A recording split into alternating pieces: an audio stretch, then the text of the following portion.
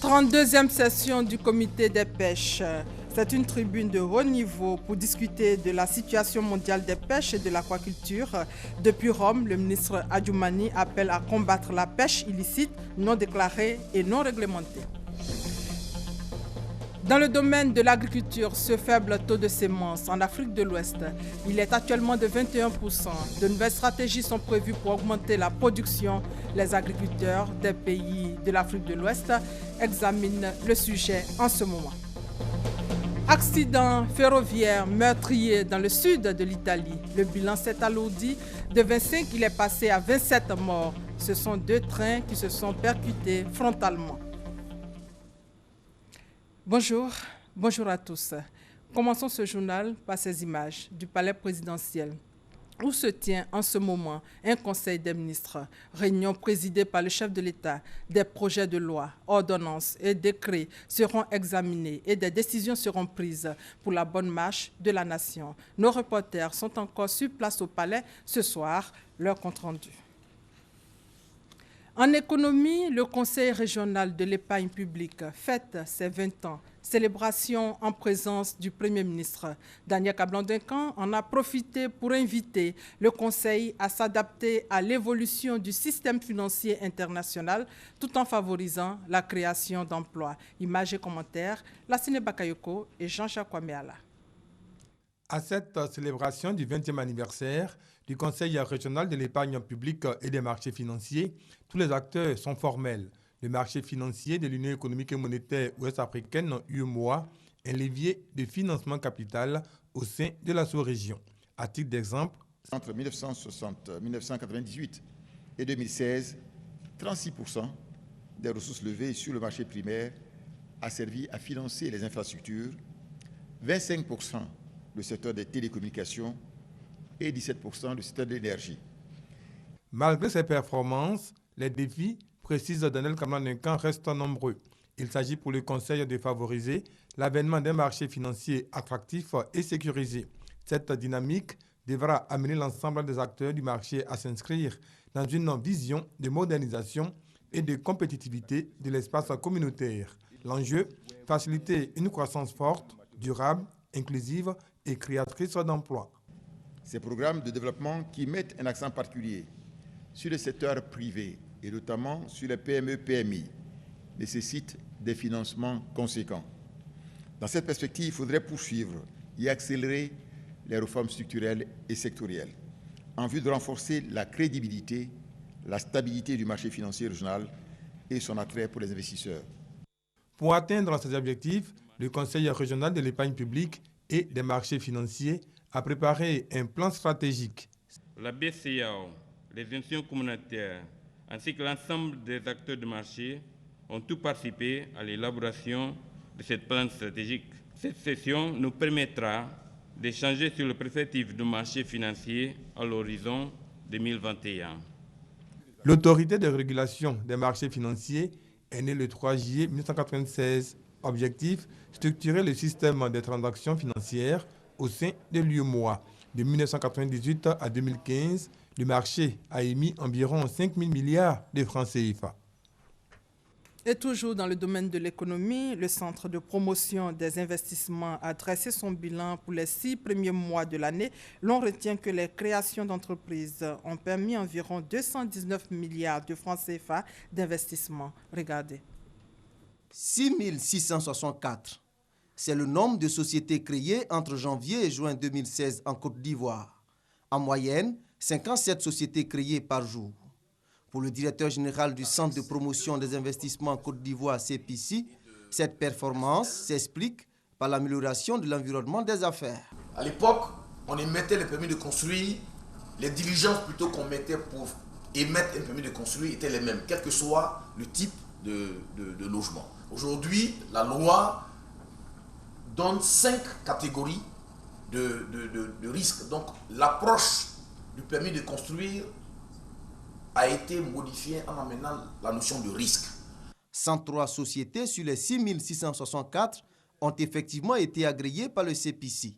ce qui représente un volume d'investissement de 219 milliards de francs CFA.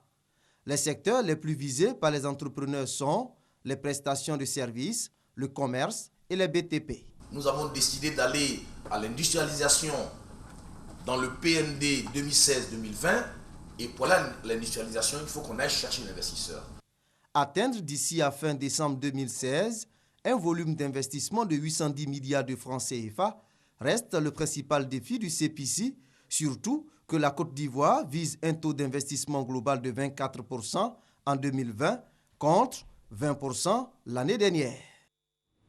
Destination Rome, où la 32e session du comité des pêches de la FAO s'est ouverte. Tribune de haut niveau pour discuter de la situation mondiale des pêches et de l'aquaculture. Le ministre des Ressources animales et halieutiques, Kobena Kwasi Adjumani, invite les pays du monde à rester unis face à la pêche illicite, non déclarée et non réglementée qui appauvrit les stocks de poissons. Notre envoyé spécial à Rome est Hugues Eveblé. C'est le Forum mondial qui débat des grands problèmes des pêches et de l'aquaculture mondiale. Le comité des pêches de la FAO réunit actuellement à Rome de nombreux États. Ce 32e comité, auquel participe la Côte d'Ivoire, accorde une attention particulière aux progrès accomplis en matière du code de conduite pour une pêche responsable. À Rome est fait le point des réalisations obtenues et des obstacles rencontrés dans la mise en œuvre du code destiné à une gestion durable des ressources vivantes aquatiques. Déjà, le ministre des Ressources animales et halieutiques, Kobena Kwasi Adjumani, juge très encourageant les résultats obtenus dans sa mise en œuvre.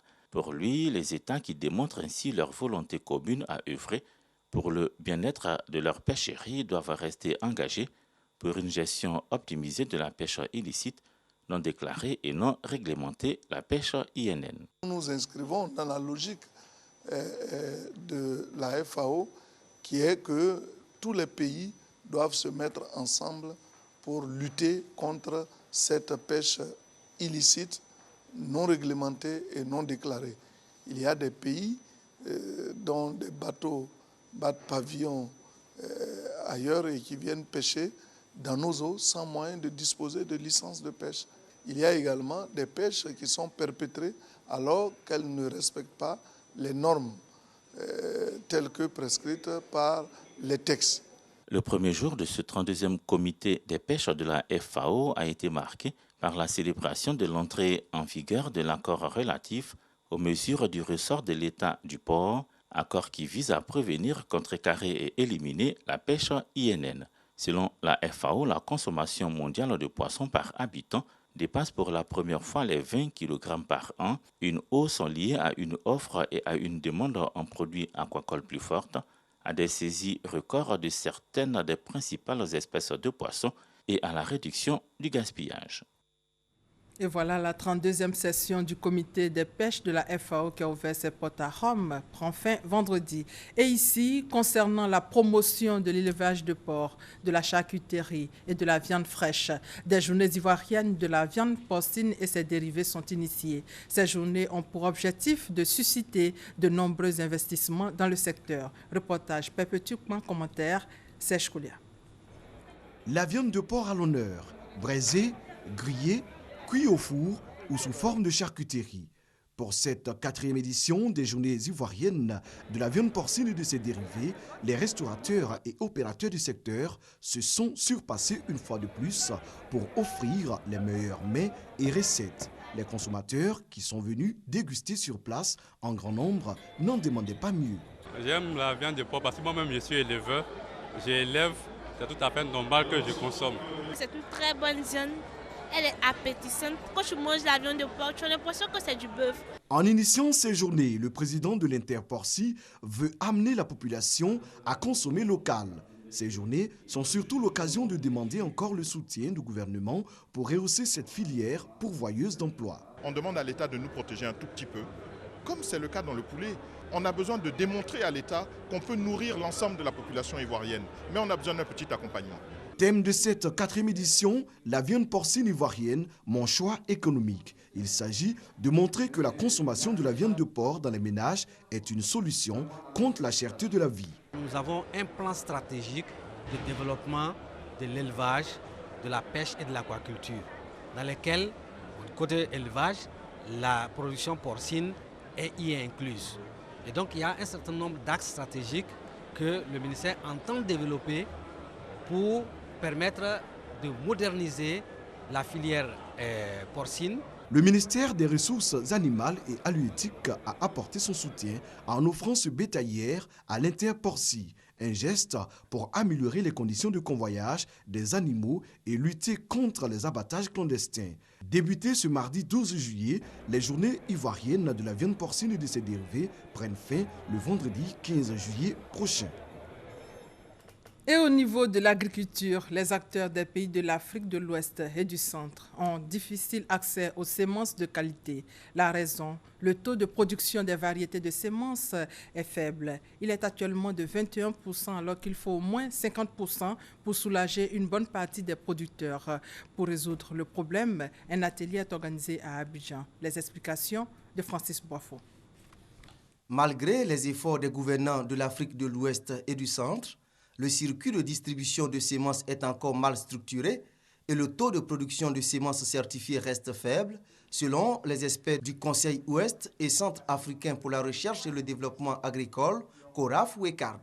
Il y a quelques années de cela, nous étions à 12% de taux d'utilisation de semences de qualité. Actuellement, le taux est autour de 21% et l'objectif commun, aussi bien par les communautés économiques que par les partenaires au développement, est d'arriver au moins à un taux de 25 à 50%. La rencontre d'Abidjan vise à extraire du circuit de distribution les variétés traditionnelles de semences à travers des stratégies innovantes de production de semences de qualité. Mettre en place des contrats de partenariat avec des petits producteurs agricoles pour leur donner la possibilité de produire des semences par eux-mêmes de manière à les dupliquer et ces semences-là qui sont de qualité en sélectionnant des producteurs agricoles avec des systèmes techniques innovants, donc avec une certaine quantité d'engrais, de produits phytosanitaires qui permettent un développement qualitatif des semences.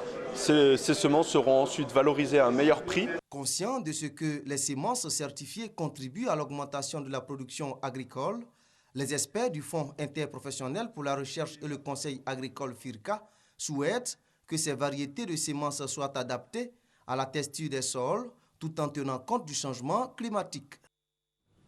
Concernant la filière coton, la Fédération des unions de sociétés coopératives des producteurs de la filière coton de Côte d'Ivoire multiplie les actions pour une production de qualité, de quantité. Plus de 245 coopératives viennent de recevoir des rudiments sur l'adaptation de l'organisation et du fonctionnement des organisations coopératives. Ce sont des réformes pour aider les coopératives à être plus autonomes et performantes pour l'augmentation de la production cotonnière. Reportage Soro Corona, commentaire Kwadjo Kwame. 3500 coopératives légalement constituées travaillent dans le domaine agricole en Côte d'Ivoire. La filière cotonnière en compte 245 pour 121 000 producteurs. En dépit de ce nombre important de coopératives, la production nationale du coton est en baisse de 31%. De 450 000 tonnes en 2015, la production cotonnière est passée à 310 000 tonnes en 2016. Mauvaise interprétation de la législation coopérative et particulièrement du droit des sociétés coopératives de l'OARDA, entrée en vigueur depuis mai 2011 et méconnaissance du processus de création d'une coopérative. Autant de difficultés qui minent le monde coopératif en Côte d'Ivoire. Pour Soro Yakouba, président de coopérative, les producteurs n'ont plus confiance au fonctionnement de ces organisations agricoles. Il y a de faux dirigeants qui sont venus pour détruire la filière. Mais alors qu'il ne doit pas dirigeant et tous devenir dirigeants.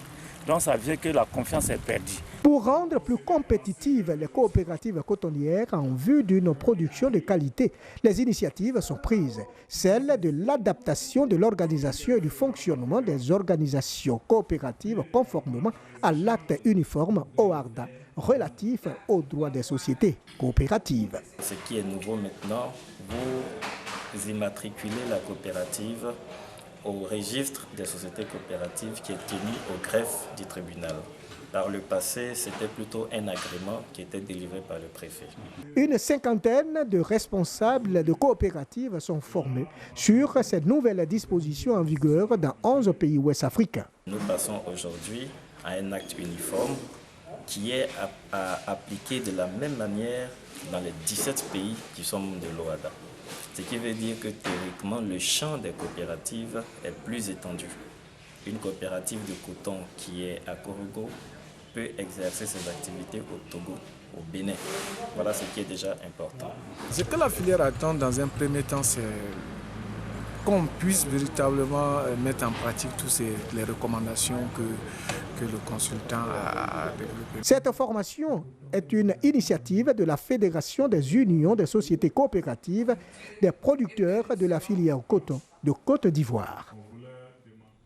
Agriculture après environnement, une étude sur les risques d'inondation et glissement de terrain a été publiée. Le point avec Koné Pagassoro. Des inondations et des glissements de terrain ont endeuillé de nombreuses familles ces dernières années dans certaines communes du district d'Abidjan pendant la saison des pluies. En vue de sauver les vies humaines, le ministère de l'Environnement et du Développement durable à travers la plateforme nationale de réduction des risques de catastrophes, des partenaires au développement et experts techniques prend ses dispositions. Un projet pilote d'évaluation des risques d'inondation a été lancé dans les communes d'Atekoubé et de Cocody. Ce avec pour objectif la mise à disposition des autorités ivoiriennes d'un logiciel d'acquisition de données en vue de faire face aux aléas d'inondation et d'éboulement de terrain. Aujourd'hui, ce qu'on revoit sur ces deux zones-là, c'est de voir de quelle manière, si nous avons demain de fortes pluies, et nous avons des inondations, de quelle manière est-ce que ces zones-là sont affectées? Non seulement comment est-ce que la population est affectée, mais la perte économique. Selon les spécialistes et experts techniques en prévention des catastrophes, ce projet vise à aider les décideurs ivoiriens dans la mise en place d'une réflexion globale et la prise en compte des risques naturels dans l'aménagement du territoire ainsi que dans la gestion des crises en lien avec la protection civile. Un projet qui, selon les initiateurs, pourrait s'étendre à tous les districts d'Abidjan à hauteur de 2 milliards de francs CFA et à toute la Côte d'Ivoire à hauteur de 4,5 milliards ou 6,5 milliards de francs CFA. Dans le domaine de l'éducation nationale, les résultats du BEPC sont connus depuis hier. Le taux de réussite de la session 2016 est de plus de 59,11% contre 58,11% en 2015. Aujourd'hui, les plus grands, eux, continuent de composer. Ils composent en philosophie. 3e jour du bac, donc, les élèves sont en ce moment face à leurs copies. L'Agence pour la valorisation de l'agriculture et le Lions Club félicitent les meilleurs élèves parmi les enfants des planteurs. Une journée d'excellence leur a été dédiée. On fait le point avec Serge Kolia. Une centaine d'enfants de paysans de Brofo-Doumé récompensés pour leurs efforts et les résultats enregistrés en 2016. Choisis parmi les plus méritants, ces élèves qui ne sont pas forcément dans les meilleures conditions d'études ont reçu du Lions Club Filia et de l'AVA, l'Agence pour la valorisation de l'agriculture, des cadeaux. Ces présents leur ont été offerts avec le soutien du président de l'Assemblée nationale. Je voudrais remercier notre papa, Soro Guillaume, qui a pensé à nous. Il s'agit de renforcer le goût de l'école chez ces élèves et les amener à se surpasser pour être les cadres de demain. Le développement de notre pays repose sur l'agriculture. Donc nous, en tant que club service, en tant que club apolitique, nous avons décidé de magnifier, d'encourager les enfants des paysans pour que demain, ils puissent participer à l'émergence de notre pays. Aujourd'hui, vous voyez ce que le président de l'Assemblée vient de faire, notre ami. C'est généreux et ce n'est pas pour sa première fois.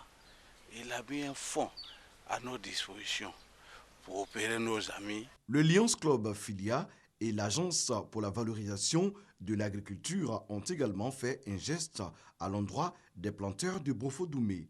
Ils ont reçu un atomiseur pour les aider dans l'entretien de leur culture. L'Union patronale de l'enseignement supérieur privé, lui, vient de présenter ses projets prioritaires pour l'amélioration du système d'enseignement supérieur privé en Côte d'Ivoire. L'Union patronale entend mettre un accent particulier sur la qualité de l'enseignement dispensé dans les établissements privés du pays. Le point avec Emma Niamien. L'Union patronale de l'enseignement supérieur privé UPSUP, déterminée à mettre un accent particulier sur la qualité de la formation dans les établissements d'enseignement supérieur privé. Pour le président de l'UPSUP, seuls les diplômés bien formés peuvent affronter le marché de l'emploi sans difficulté. En présentant les actions prioritaires de l'Union à cette cérémonie, Dr Elete Aka entend interpeller les établissements supérieurs d'enseignement privé à s'engager dans cette démarche. De plus en plus, vous voyez, les universités publiques, les gens cherchent à mettre en place la démarche qualité à travers des contrats de performance. Il faut que nous, au niveau du privé, nous fassions aussi en même temps, c'est-à-dire si on peut faire autant, c'est mieux, sinon plus, puisque nous sommes des concurrents de l'enseignement supérieur des universités et grandes écoles publiques. Autre priorité du président de l'UPSUP, la question de l'affectation des nouveaux bacheliers dans les établissements supérieurs d'enseignement privé. L'Union entend faire des propositions à l'État afin de faciliter les orientations. C'est l'État qui affecte les bacheliers, qui pendant toutes ces périodes décidait d'envoyer les étudiants où ils voulaient. Comment faire pour que ces jeunes étudiants qui n'ont pas envie d'aller dans les universités publiques, mais qui veulent forcément aller dans les universités, puissent aussi choisir l'autre voie, qui est l'université privée. Dr Elete Aka souligne que l'État a fait des efforts considérables en payant les arriérés pour l'orientation des étudiants dans les établissements supérieurs privés. Aujourd'hui, il n'y a plus d'arriérés dans l'enseignement supérieur privé.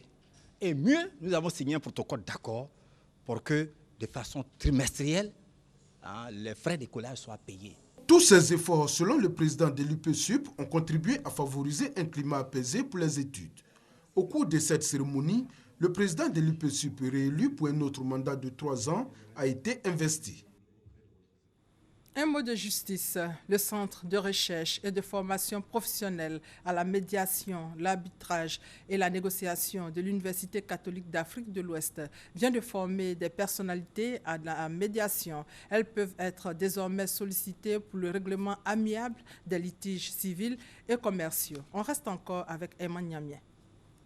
Ils ont les rudiments nécessaires pour servir de médiateurs dans les litiges civils et commerciaux.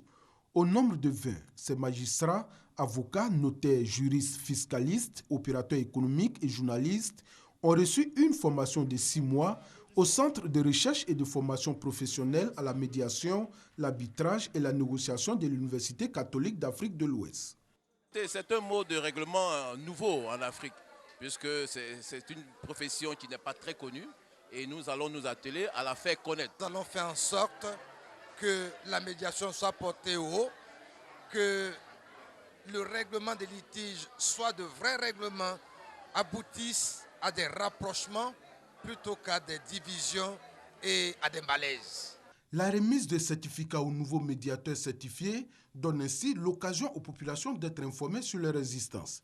Elles pourront donc les saisir en cas de besoin afin d'éviter de recourir aux juridictions pour le règlement des litiges.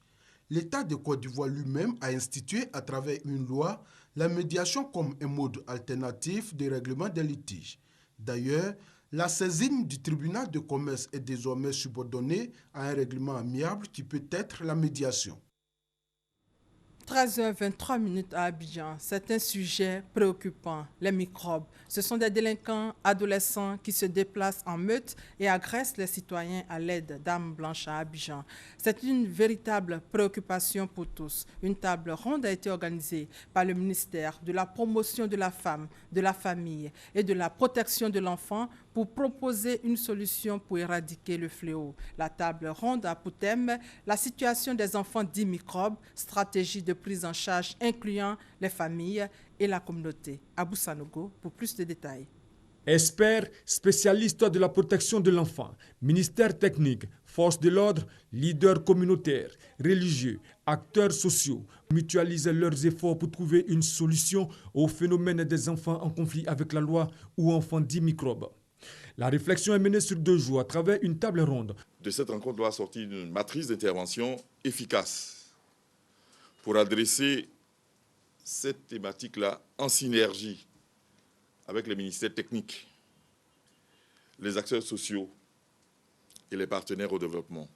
Les experts vont donc réfléchir sur la situation des enfants dits microbes et les stratégies de prise en charge. Il s'agit des enfants de Côte d'Ivoire, de nos enfants. On ne peut pas qualifier un enfant de microbe. Et donc, chacun de son côté a mal et cherche une solution. Mais tant que ce sera individuellement, il n'y aura pas de résultats probants. Au niveau des imams à Bobo, nous avons déjà travaillé là-dessus. On en a parlé dans nos mosquées. On a fait beaucoup de conférences. Mais on attendait ces jours-là pour que le ministère nous appelle. Tous ceux qui sont impliqués dans l'éducation des enfants, ça s'est ensemble pour voir que ce ne marche pas. Le phénomène des enfants en conflit avec la loi ou enfants dits microbes peut être défini comme un groupe d'adolescents dont l'âge varie entre 8 et 17 ans. Munis d'armes blanches, ils commettent des exactions et autres actes délictuels sur les populations. En vue donc d'endiguer le fléau, le gouvernement a mis en place un projet de resocialisation des enfants en conflit avec la loi. Et ce projet va se dérouler à Guiglo et Sassandra. Le Bureau national d'études techniques et du développement, BNET, a entamé en 2014 une étude prospective dénommée Plan Marshall du Guémont. 111 projets ont été recensés pour le bonheur des populations. Les résultats des travaux ont été remis aux populations et au Conseil régional du Guémont, nous dit Doigt de Laser. Frappée par la crise politique et militaire de 2002 à 2011, la région du Guémont dans l'ouest de la Côte d'Ivoire veut amorcer son développement. Pour réussir le pari, le BNET, Bureau national d'études techniques et de développement, vient en appui. La structure a initié une étude prospective dénommée Plan Marshall du Guémont pour la reconstruction et le développement de cette région d'ici à 2035. 111 projets, dont 38 structurants, ont été détectés pour un coût global de réalisation estimé à 258 milliards de francs CFA. Le rapport de cette étude, remis officiellement au Conseil régional du Guémont. Le concept de l'émergence n'est pas aujourd'hui propre à la région du Guémont parce qu'il y a des véritables besoins qui ne sont pas encore résolus. Nous pensons que là où il n'y a pas de route, là où il n'y a pas de l'eau, là où toutes les populations ne sont pas capables d'avoir des écoles pour que leurs enfants soient scolarisés, là où il n'y a pas de tabac dans les classes et que les enfants sont obligés de s'asseoir, même le sol, c'est une difficulté. On ne peut pas parler d'émergence dans une telle région. Voilà aujourd'hui le cri de cœur. La région du Guémont, dans l'ouest de la Côte d'Ivoire, compte 4 départements avec une population estimée à plus de 900 000 habitants. Hors de nos frontières, calme précaire à Gao, dans le nord du Mali, depuis mardi soir, mais la mobilisation des jeunes n'est pas terminée. Ils prévoient de manifester de nouveau ce mercredi 13 juillet, malgré l'interdiction des autorités. Il faut rappeler que les violences d'hier ont fait au moins 4 morts et 35 blessés. Situation également tendue au Soudan du Sud. Le calme est revenu après 4 jours de violents combats dans la capitale Juba. Lundi soir, un cessez-le-feu a été signé par le président Salva Kiir et Riek Machar, mais les tensions persistent entre les deux camps. Ban Ki-moon a appelé le Conseil de sécurité à renforcer militairement sa mission au Soudan du Sud. Le secrétaire général de l'ONU a également décrété un embargo sur les armes. S'agissant de la crise au Burundi, la délégation de Bujumbura a boudé mardi la cérémonie officielle marquant la reprise des pourparlers inter-burundais à Arusha sur l'avenir d'un pays secoué par des violences depuis plus d'1 an, depuis justement l'annonce du 3e mandat du président Pierre Nkurunziza. La délégation reproche à la médiation d'avoir invité des putschistes à dialoguer. Le bilan s'alourdit en Italie après la collision frontale ce mardi entre 2 trains de voyageurs dans le sud du pays. Au moins 27 personnes sont mortes et plus de 550 blessés. Les recherches se poursuivent car certains passagers sont toujours portés disparus. La piste de l'erreur humaine est privilégiée. Salima Toudia et Thomas Gessambi. C'est un désastre comme si un avion s'était écrasé. A commenté le maire de Corato, localité où s'est produit mardi un des accidents les plus graves survenus en Italie ces dernières années. Au moins 27 personnes ont trouvé la mort et une cinquantaine ont été blessées dans la collision entre 2 trains dans le sud du pays. L'accident a eu lieu entre les villes de Corato et d'Andria. 2 convois composés de 4 voitures chacun qui se trouveraient sur la même ligne ferroviaire sont entrés en collision frontale selon des images diffusées par des chaînes de télévision. Les recherches se poursuivent pour les pompiers qui n'excluent pas qu'il y ait d'autres personnes dans les débris. Les autorités locales, elles, ont lancé un appel aux donneurs de sang et ont rappelé tous les médecins et infirmières qui se trouvait au repos, annulant toutes les opérations non urgentes dans les hôpitaux. Les circonstances de l'accident ne sont pas encore élucidées, mais le chef du gouvernement, Matteo Renzi, a promis que toute la lumière serait faite sur cette tragédie. L'hypothèse privilégiée par les enquêteurs serait celle de l'erreur d'aiguillage. Une enquête a été ouverte notamment pour homicide involontaire. Mais le directeur de la société précise, les deux convois étaient récents, un datait de 2005 et l'autre de 2009, et leur système de frein fonctionnait. Voilà, et c'est la fin de ce 13h supervisé par Adama Kone. Merci de votre fidélité.